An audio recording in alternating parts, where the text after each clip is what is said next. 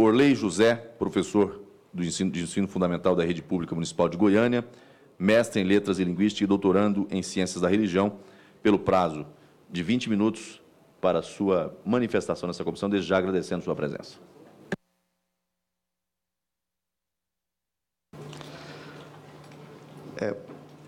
Uma boa tarde a todos. Eu gostaria de cumprimentar o presidente dessa comissão, o deputado Marcos Rogério, o relator, deputado Flavinho. Eu cumprimento também o deputado Idecaso Takayama, que é o presidente da Frente Parlamentar Evangélica.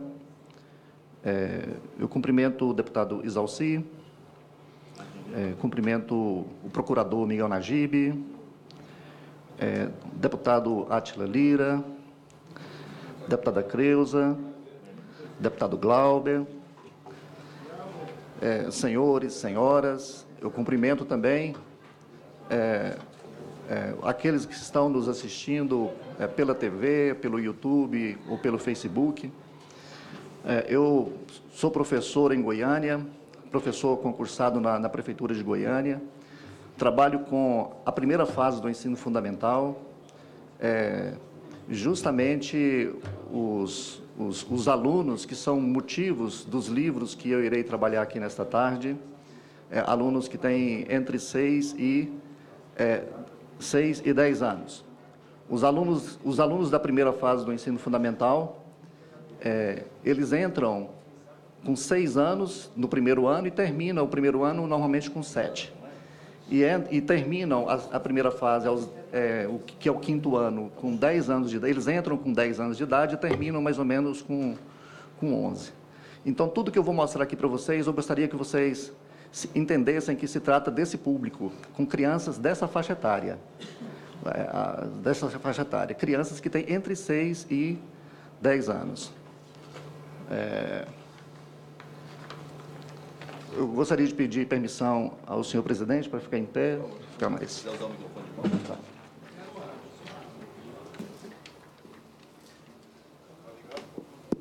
Ok. Desliga.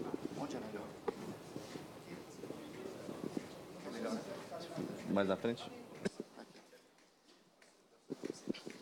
Então, as ocorrências mostradas referem-se ao PNLD 2016, é o Programa Nacional do Livro Didático.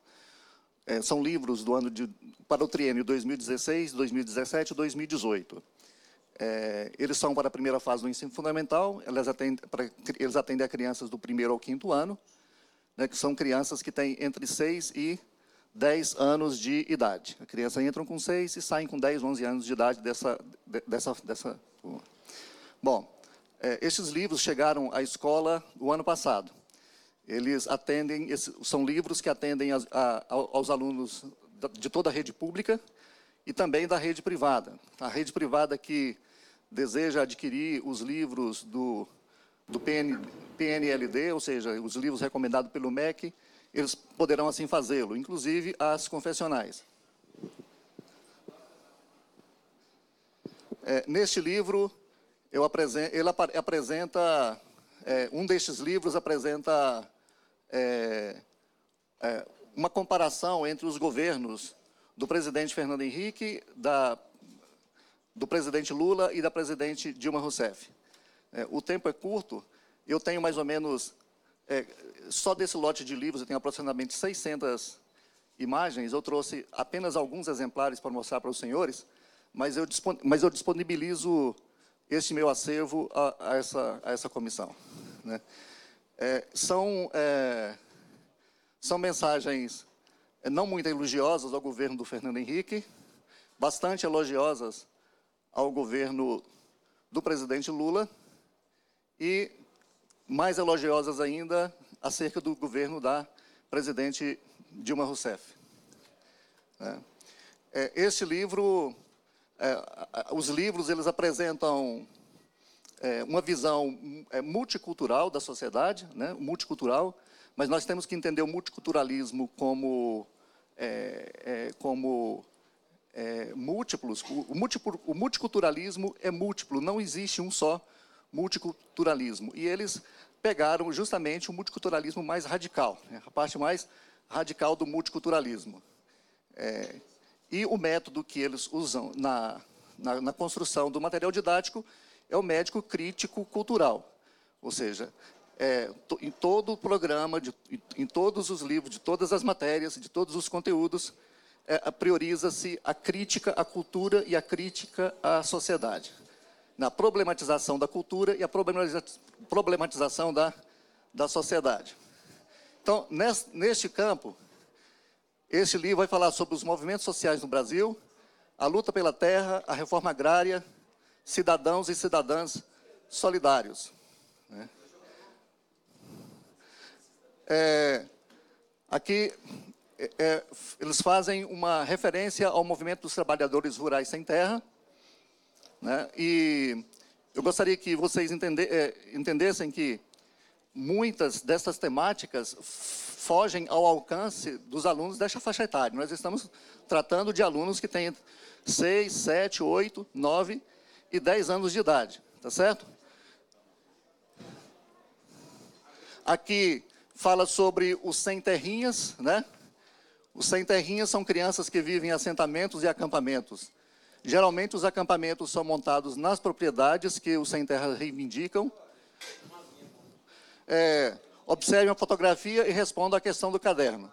Então, aqui eles vão falar das crianças que moram nos assentamentos, que são os sem terrinhas, e eles trazem, o livro traz isso para o contexto da sala de aula. Né? Então, os alunos, para responder os exercícios, eles têm que assumir esse personagem de um sem terrinha, tá certo? Aqui, neste livro, tem um mapa da distribuição da propriedade no Brasil. Aqui fala sobre o INCRA e a quantidade de assentamentos que tem em cada região do país. Neste gráfico aqui, na região norte, você tinha 360 assentamentos, na região nordeste 305, na região sul 157. Né? Aí essa imagem que mostra também uma manifestação, uma jornada dos trabalhadores sem terra.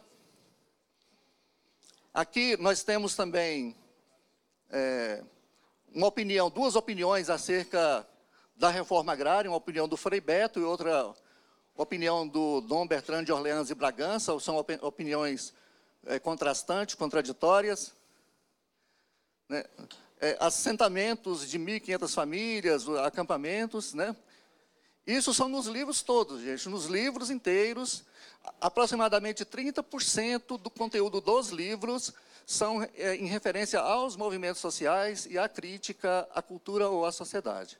Aproximadamente 30% destes livros que estão nas escolas, que chegaram às escolas do ano passado. E eu gostaria de ressaltar que este ano chegaram os livros do ano de 2017, que é 2017, 18 e 19, que se referem às turmas 6, 7, 8 e 9, que é a segunda fase. É a segunda fase. É o mesmo conteúdo, tá certo? Aqui são opiniões acerca da reforma agrária, né? Mais uma opinião não favorável ao Fernando Henrique, do governo dele, acerca da reforma agrária, uma favorável ao governo Lula, e outra também favorável a Dilma Rousseff, né? Opinião de empresários, de sindicalistas acerca da reforma agrária, né? Passeata promovida pelo movimento do Sem Teto em São Paulo, certo? Ou seja, desde criança, desde que as crianças são com 6, 7, 8 anos de idade, eles já vão sendo bombardeados com essa visão, para que eles possam ter simpatia por essa causa, né, e por estes movimentos sociais. Acampamentos, né? O índio, né? É interessante a propaganda que se faz também acerca dos movimentos sociais. O movimento negro, por exemplo, é muito prestigiado dentro dos materiais didáticos. E eles têm uma clara intenção, a clara intenção de alcançar o aluno negro, né? O aluno que está lá na escola, para que ele possa se identificar com essa pauta, se identificar com essa causa e para que ele procure se inteirar mais e conhecer sobre a história dos seus ancestrais, a sua cultura, a sua religiosidade, e assim vai. Né? Esse aqui é da Galedes, Instituto da Mulher Negra, 25 anos, propaganda sobre eles. Né? 20 de novembro, Dia da Consciência Negra. Movimento Negro Unificado são símbolos. Movimento LGBT. Aqui é uma propaganda sobre uma releitura acerca do período do regime militar para as crianças, os militares no poder, os antecedentes do golpe militar. Né? Aqui uma página que exalta a política de João Goulart e o coloca como vítima do processo. Né? Bom, acerca do ensino da cultura afro nas escolas, eu gostaria de fazer aqui uma observação. A Lei 10.639 alterou a LDB, né? E o ensino da cultura afro é obrigatório em todas as escolas brasileiras, em todas as escolas públicas ou particulares. Né?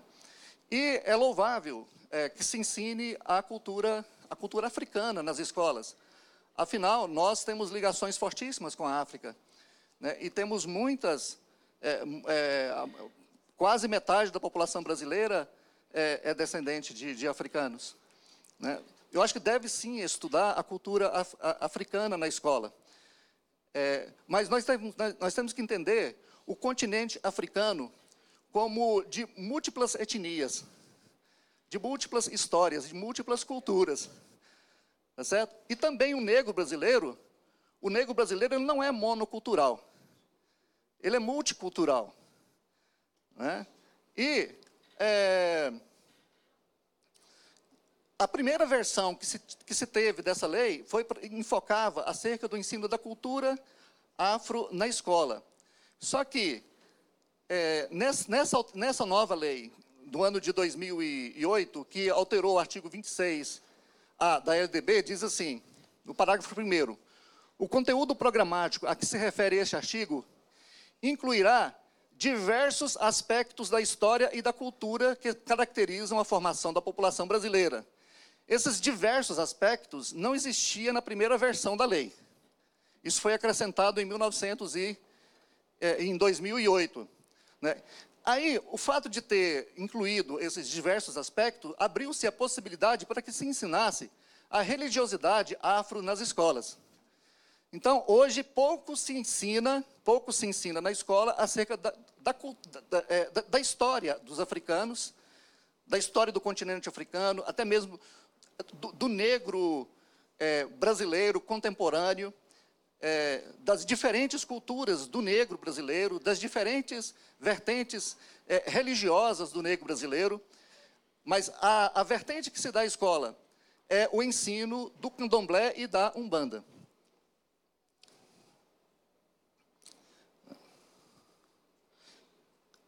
E aqui, a justificativa para a mudança do texto em 2008, para abrir essa possibilidade, foi essa. Fez-se necessário para garantir uma ressignificação da valorização cultural das matrizes africanas que formam a diversidade cultural brasileira. Bom, isso está no livro didático de 2016, está também no livro didático do ensino, da segunda fase do ensino fundamental. Hoje, uma criança brasileira com 10 anos de idade, ele começa a estudar sobre o candomblé e a umbanda aos 6 anos de idade. Aos 10 anos, ele conhece tudo acerca dos ritos, dos mitos, das doutrinas, das festas dessas religiões. Sabe? Aos 10 anos de idade, sabe?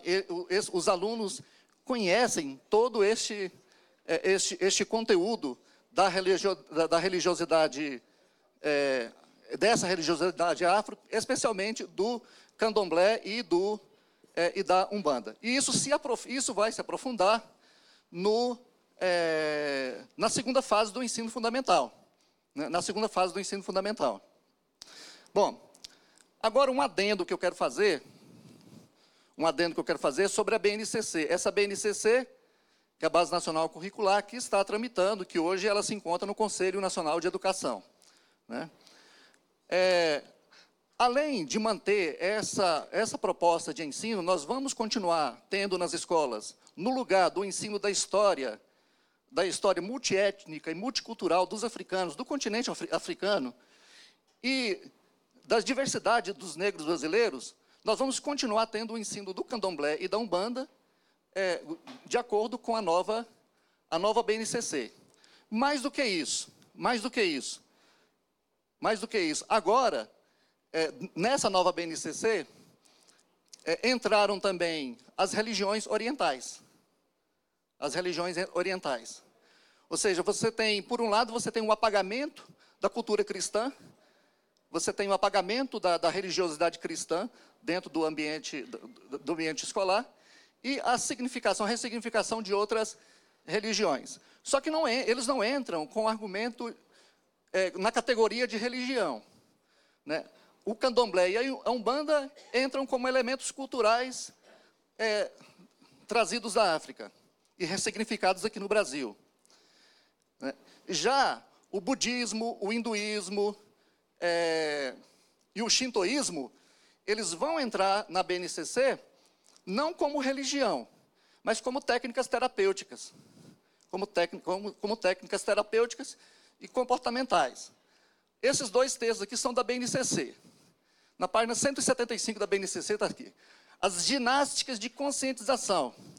Aí vocês vão fazendo a tradução da engenharia linguística que foi construída no texto. As ginásticas de conscientização corporal reúnem práticas que empregam movimentos suaves e lentos, tal como a recorrência a posturas ou a conscientização de exercícios respiratórios, voltados para a obtenção de uma melhor percepção sobre o próprio corpo. Algumas dessas práticas que constituem esse grupo têm origem em práticas corporais milenares da cultura oriental. Aqui não tem referência à religião, não é? Essas práticas podem ser denominadas de diferentes formas, como alternativas, introjetivas, introspectivas, suaves. Alguns exemplos são a biodança, a bioenergética, a eutonia, a antiginástica, o método Feldenkrais, a yoga, o tai chi chuan, a ginástica chinesa, entre outros. Então, a porta está aberta para o ensino para as nossas crianças a partir dos 6 anos de idade. A partir dos 6 anos de idade. 6, 7, 8, 9, 10 anos de idade. Essa BNCC, a BNCC que está no Conselho Nacional de Educação, não é para o ensino médio, não. É para o ensino fundamental. E agora as crianças não estão chegando à escola mais com 6 anos. Desde este ano agora, 2017, as crianças estão entrando na escola aos 4 anos. Certo? Eles já vão ser formatados com essa nova visão. Isso aqui está no livro, né? No livro do ano passado, que chegou o ano passado, a visão da criação do mundo, a criação do universo, de acordo com o candomblé. Ou seja, eles fazem uma aproximação com a visão cristã. Porque o substrato cultural brasileiro, entende a criação de acordo com o ponto de vista cristão. Aí eles vão e fazem a aproximação do discurso. Né? Eles dizem que primeiro havia Jian, que era a vida e o movimento do universo. Jian, então, enrolou-se em espirais de sentidos inversos, e por aí vai. Né? Iemanjá, né? Aí os alunos têm que fazer os trabalhos, têm que fazer os exercícios acerca das divindades africanas.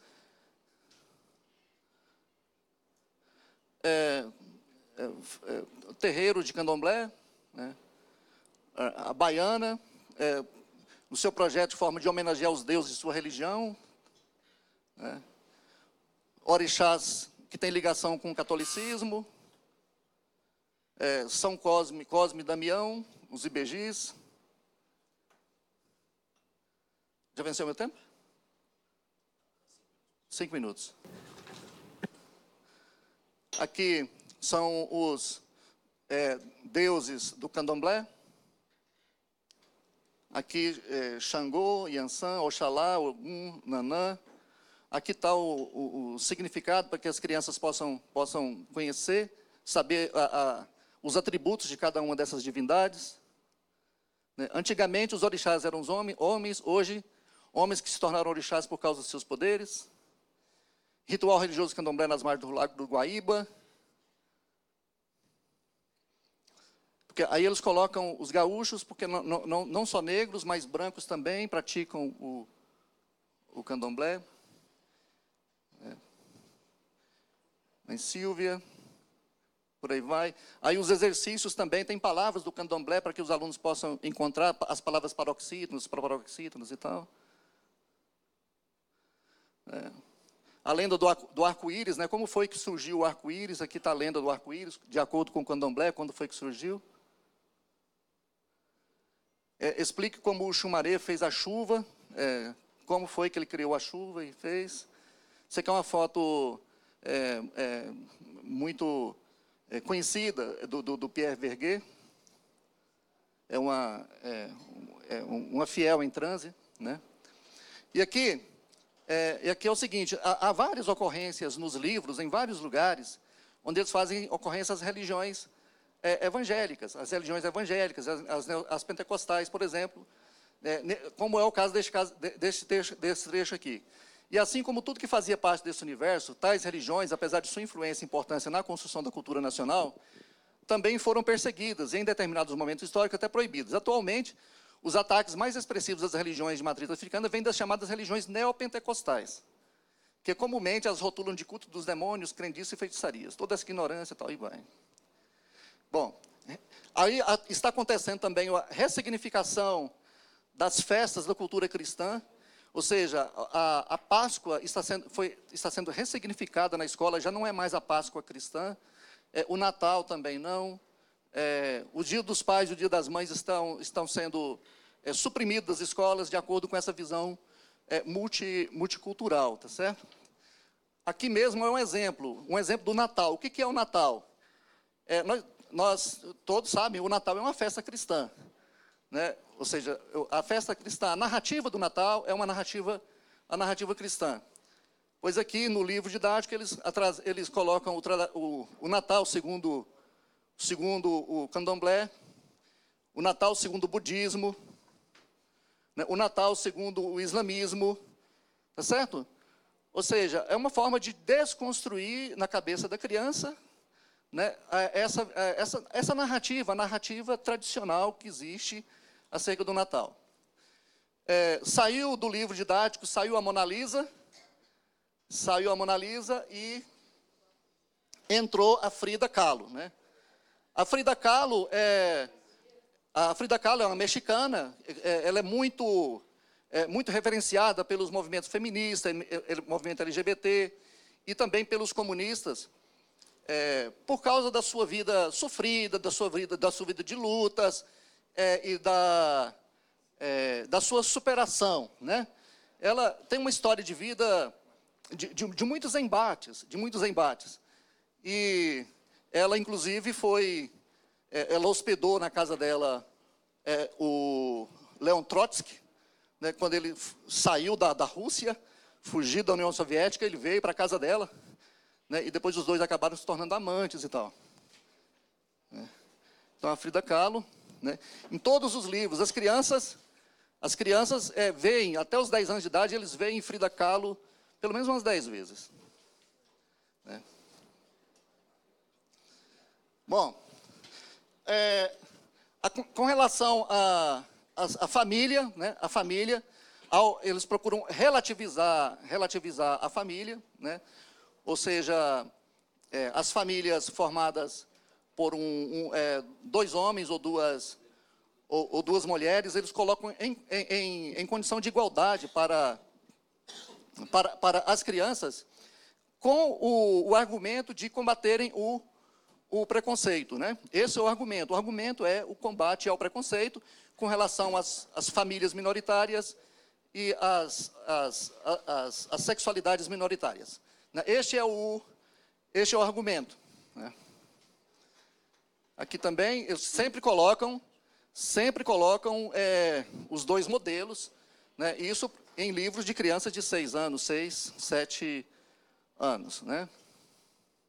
Aqui. Essa família aqui é uma família, segundo o livro diz, é uma família moderna, é a família brasileira do século XXI. Está no livro de crianças de 8 anos, de 8, 9 anos, que é o livro de número 4, né, que são 2 homens e uma mulher que formam uma família. Né? Agora, eles já não estão mais chamando de família, já não é mais família. A palavra, o termo família, já está sendo deixado de lado. Agora, está tratando de agrupamentos familiares. Né? Agora são os agrupamentos familiares. Neste caso aqui, é uma poligamia. Né? É o homem que tem todas as mulheres, as adultas são deles e os filhos também. Né? Doenças sexualmente transmissíveis, propaganda de camisinha, isso para crianças de 9, 10 anos de idade. Né? Sobre taxa de detecção de casos de AIDS em jovens de 15 a 24 anos, mas o público não tem essa idade, o público tem 9, 10 anos de idade. E essa página aqui, ela é muito sintomática. Eu estou terminando, deputado? Estou fechando aqui. Aqui está a ideologia de gênero que foi rejeitada no plano de educação, né, no Plano Nacional de Educação. Né? Mas a ideologia de gênero chega nas escolas não com este nome, ela chega ressignificada. Inclusive, eu quero dizer aqui que a ideologia de gênero permanece na BNCC, tá certo? A BNCC está cheia de ideologia, não alterou em nada a política de desconstrução da identidade das crianças, da identidade pessoal e da identidade familiar das crianças, não foi desconstruído nessa BNCC. Porque eles fizeram um processo de reengenharia linguística, né, e eles deram de graça as palavras, né, as palavras que nós vamos atrás costumeiramente, né, eles deixaram lá como boi de piranha. Né, peguem essas palavras aí. Né, mas todo o conteúdo da desconstrução da identidade pessoal e familiar permanece na BNCC, nessa BNCC que está aí, tá certo? Não mudou em nada, não. Né? Olha lá, quer ver? Vamos interpretar aqui. Diversidade sexual. A nossa sexualidade é um processo, prestem atenção. Sexualidade é diferente de sexo, tá certo? Sexualidade é uma condição, um processo. Então, a nossa sexualidade é um processo que se inicia em nosso nascimento e vai até a nossa morte. Ela envolve, além do nosso corpo, nossa história, nossos costumes, nossa cultura. Ela não se limita à relação sexual, pois envolve sentimentos e nos motiva a procurar o contato físico e afetivo, a intimidade de um relacionamento, podendo ou não haver reprodução. Nós, seres humanos, somos diversos e plurais quanto às nossas características físicas e psíquicas. Essa diversidade também se aplica à maneira como cada um de nós se relaciona e se expressa afetiva e sexualmente. A orientação sexual é a atração afetiva e sexual que uma pessoa sente por outra. A heterossexualidade é apenas uma das formas de o ser humano vivenciar a sua sexualidade. A homossexualidade e a bissexualidade são também meios de expressão da sexualidade. O início da vida sexual e afetiva é sempre marcado por descobertas e encantamento, mas também por angústias e dúvidas diante dos novos sentimentos. É assim, tanto para os jovens e as jovens heterossexuais, quanto para os jovens e as jovens homossexuais. Né? Como você pode se perceber, não se pode dizer que é uma maneira certa ou errada de se relacionar afetiva ou sexualmente, embora a heterossexualidade seja a forma de se relacionar mais aceita em nossa sociedade, é preciso respeitar as outras formas de as pessoas se relacionarem e evitar julgamentos, intolerância, atitudes agressivas. Essa parte aqui está plenamente correta, essa parte que eu li por último agora. Afinal, ser cidadão é conhecer seus direitos para poder ser respeitado, mas também respeitar o direito dos outros. Essa parte está correta. O que não está correto é afirmar, porque a linguagem do livro didático, a criança tem o livro didático como a voz da ciência. É uma linguagem científica. Sabe? Além de estar no livro didático, você tem a voz do professor, a voz de autoridade do professor falando, né? E o aluno, ele acaba aprendendo que a sexualidade dele é fluida, né? A sexualidade dele vai se desenvolver durante a vida inteira. Aqui diz assim, o comportamento sexual instintivo, presta atenção nisso aqui, porque os defensores da ideologia de gênero, eles têm uma visão de que no passado, no início da espécie humana, as pessoas se relacionavam sexualmente de forma livre, de forma instintiva. Então, essa ideologia alimenta o sonho de voltar a essa origem. Sabe? De que a felicidade do ser humano está em usar os seus instintos, deixar os seus instintos aflorarem. Então, no livro didático, essa afirmação está presente. O comportamento sexual instintivo é próprio de cada espécie. Mas nos humanos, eles vêm sofrendo adaptações culturais. É a cultura que está fazendo com que essa capacidade instintiva seja diminuída, entendeu? Essa é a última. De tal monta que nos é mais possível dizer qual seria o comportamento sexual das pessoas se pudessem voltar ao tempo do puro instinto. Regras culturais, vestimentas, cosméticos, adornos, elementos artificiais criados pelo ser humano acabaram proporcionando uma ampliação do conceito de sexualidade. Isso aqui são alguns dos livros que estes materiais estão. Então, deputado Marcos Rogério, eu quero dizer para o senhor, de acordo com as pesquisas que eu tenho feito, porque muito modestamente, muito humildemente, eu tenho desenvolvido ao longo da minha docência pesquisas nos livros didáticos. Né? Eu sempre gostei de estudar os livros didáticos, os materiais didáticos e o currículo. Né? Eu posso dizer para o senhor e para os senhores deputados que estão aqui e para quem estiver nos assistindo, nós estamos dentro de um processo revolucionário na educação. Esse processo já está instalado, independente do governo que esteja no poder. A revolução está instalada nas escolas, certo? Através do material didático. Passou, foi, sabe? Está nas escolas, sabe? Desceu já para a educação infantil. Isso que nós estamos vendo nas universidades, a juventude transviada das universidades, é o reflexo do que serão as nossas crianças e nossos adolescentes no futuro, e não muito distante, como resultado deste modelo que está instalado nas escolas. Principalmente dos 2, 3 últimos anos para cá. Porque os livros de 2016 e os livros de 2017, eles são cópias ipsiliteris dos pressupostos teóricos da primeira BNCC. Porque quando esse livro de 2016 sair, eu fiz essa crítica aqui numa das comissões que eu participei aqui. O livro de 2016, que é 16, 17, 18, esses livros, eles conversaram, pelo visto, parece que eles conversaram com aquela BNCC primeira, aquela primeira versão, que foi criticada por todo mundo. Aquela primeira versão tem que estar aqui, nesses livros. Nós estamos discutindo uma BNCC, mas a BNCC já está nas escolas. Multicultural, crítica histórica, crítica social. Tá certo?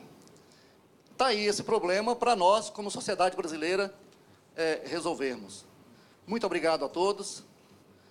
Muito obrigado mesmo pela oportunidade e pelo convite. Esta presidência